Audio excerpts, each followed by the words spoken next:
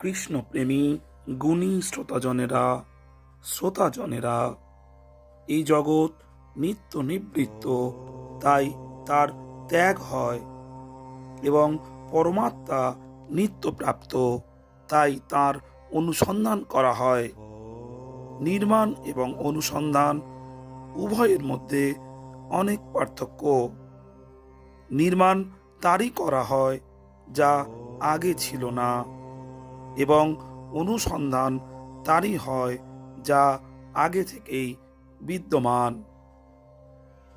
পরমাত্মা নিত্যপ্রাপ্ত ও স্বতঃসিদ্ধ, তাই তার অনুসন্ধান করা হয়, নির্মাণ নয়।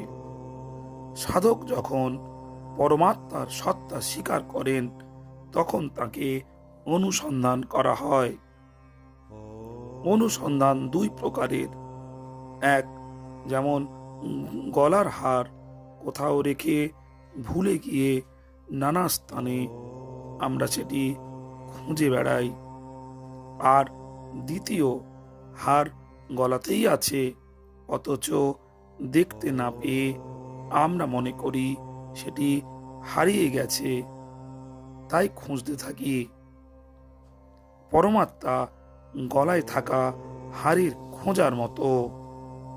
তাৎপর্য হলো এই যে, পরমাত্মা হারিয়ে যান না।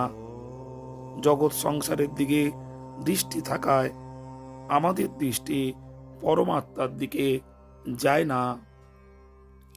সেদিকে দৃষ্টি না দেওয়াতেই তাকে যেন হারানো বলে মনে হয়।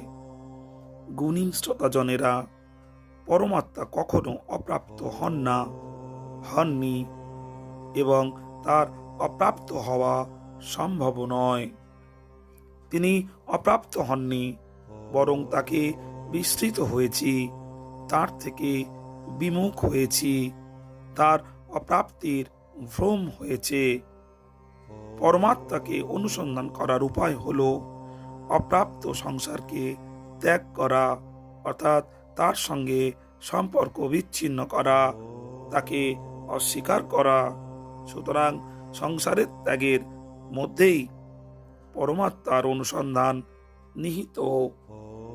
কৃষ্ণপ্রেমী গুণী শ্রোতাজনেরা, ঈশ্বর সাধনায় দিন যাপন করুন, আর কৃষ্ণ চর্চায়, কৃষ্ণ কথা ভিডিওটি যদি ভালো লাগে তবে চ্যানেলটিকে সাবস্ক্রাইব করতে ভুলবেন না, আর বেশি বেশি লাইক শেয়ার করে দিন।